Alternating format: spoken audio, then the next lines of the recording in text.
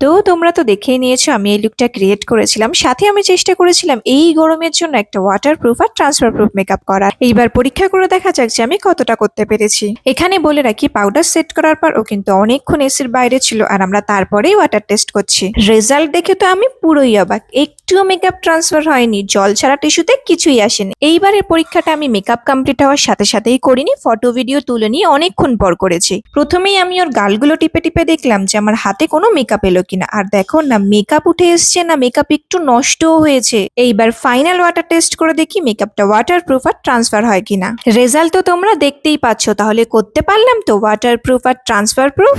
তোমরাও যদি জানতে চাও যে আমি কি করে ওয়াটারপ্রুফ মেকআপ করলাম, তাহলে কমেন্ট করে বলো, আমি নিশ্চয়ই টিউটোরিয়াল শেয়ার করব। তোমরাও যদি তোমাদের স্পেশাল ডেতে আমার কাছে সাজতে চাও আর এই গরমে এরকম একটা ওয়াটারপ্রুফ মেকআপ চাও, তাহলে আমার সাথে যোগাযোগ করতে একদম ভুলো না।